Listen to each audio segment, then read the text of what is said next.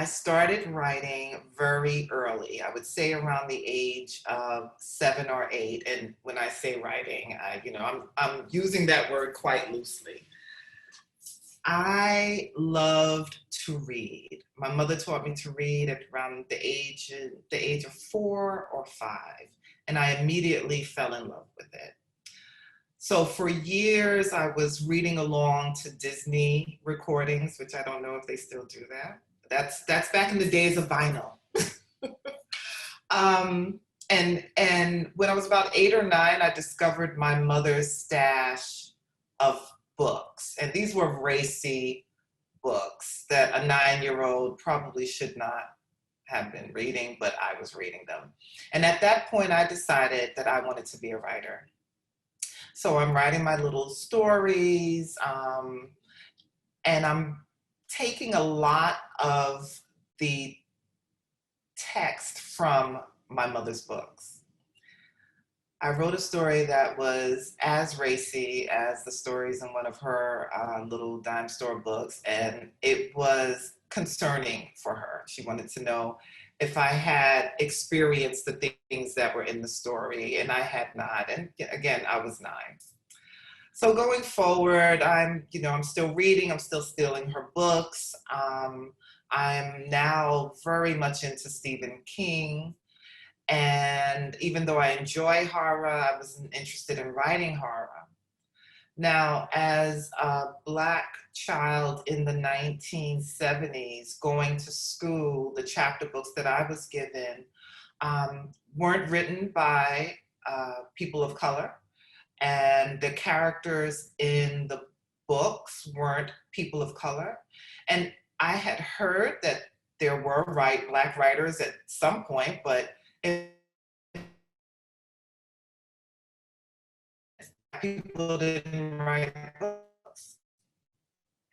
So even though I had this dream to become a writer, I really didn't have a model. So the years went by. I went off to boarding school, mostly white boarding school, Catholic boarding school. So my beloved Stephen King books were not allowed in that school. A lot of what we brought in, a lot of the literature was censored. I was forced to read the great novels by a lot of dead white people. And even though the language in some of those books I found beautiful, I couldn't appreciate the stories. And again, I was not reflected in those stories. So I graduated in 1983, and I came back to Brooklyn, which is my home. And there was this battered copy of The Color Purple by Alice Walker. And I picked it up and I read it from cover to cover in one day. And it just blew me away because I knew all of those characters. They were so familiar to me because my grandparents and my great aunts and uncles had migrated up from the South. So I'd heard all of those stories around the dinner table, during Thanksgiving and Christmas. And so the characters just jumped off the page. That renewed my interest in becoming a writer. So continued to read, continued to write.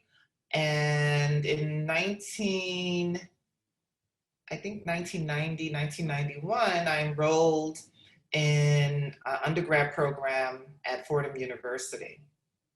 And I was supposed to be taking business courses because I wanted to advance my career. I was in travel and tourism industry. But the only thing I signed up for were courses that had to do with writing, creative writing, poetry, journalism.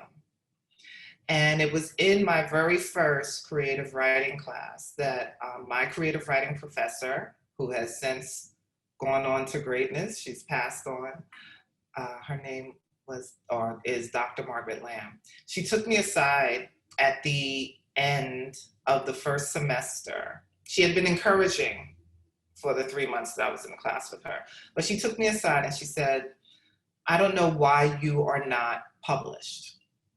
And that really did something to me because I was wavering. I was starting to think that maybe writing wasn't the thing I was supposed to do with my life.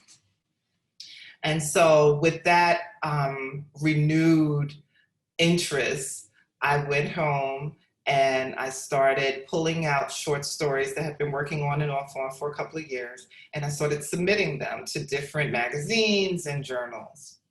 And I received rejection letter after rejection letter. But even though it was frustrating, I didn't feel like I was going to give up. I knew I had to get better. I knew I had to continue honing my craft. I knew I had to continue reading. And I did that. And a few years went by, wasn't able to sell any of my short stories. And I thought, well, let me gather all these short stories and try to sell a collection of short stories, a whole book of short stories.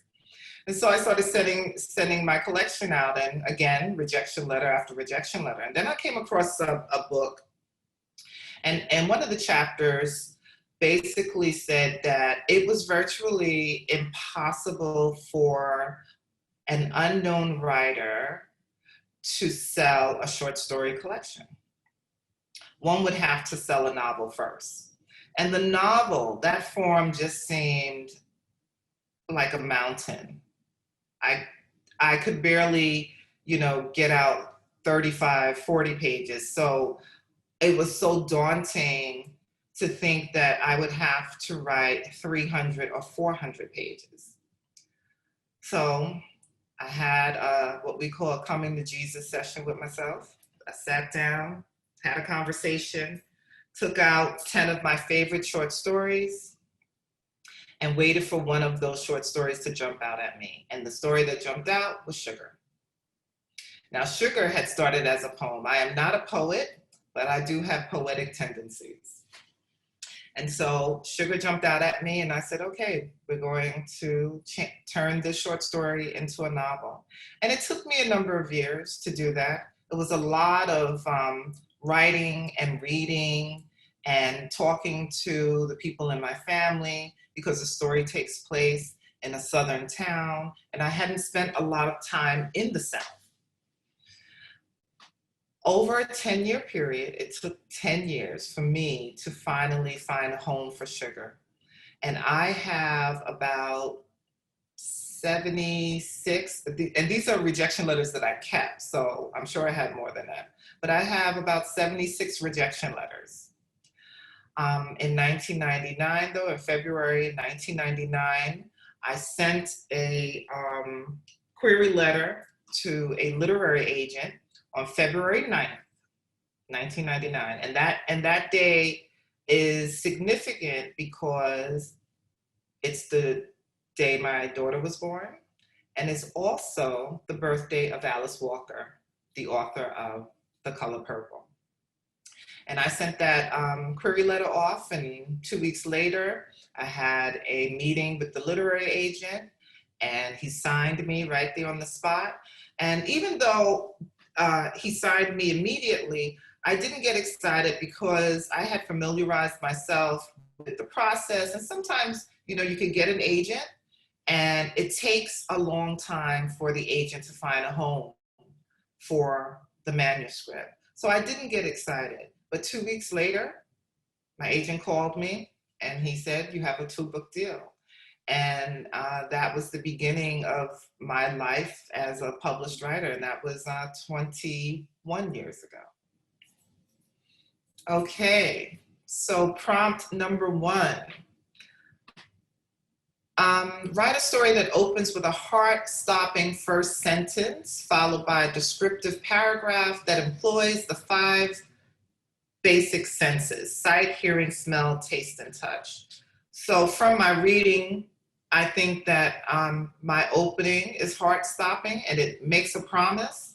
Jude is dead, and I fulfill that promise by the end of the novel. So think about when you're browsing for books. How do you browse for books? I open a book and I read the first paragraph, and if it's gripping, that book ends up in my cart. So I'd like you to, take a try, see how you do.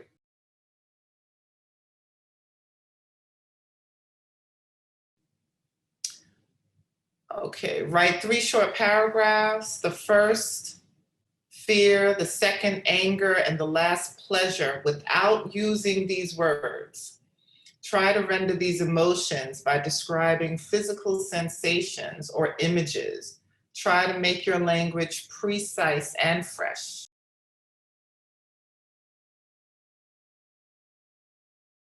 Thank you for coming. Thank you for writing with us. Go to girlsrightnow.org to learn more about what we do and how you can be a part. You can go to girlsrightnow.org/calendar and register for some events coming up. And then, as always, follow and tag us on social. If you share your piece, tag us, tag Bernice, let us know where it came from. We'd be so excited to comment, retweet, and share with the world what you have done. So that is it for tonight. Thank you for coming. Be safe. I was going to say get home, but you're all probably home. So just have a good rest of your night. Bye, you all. Thank you.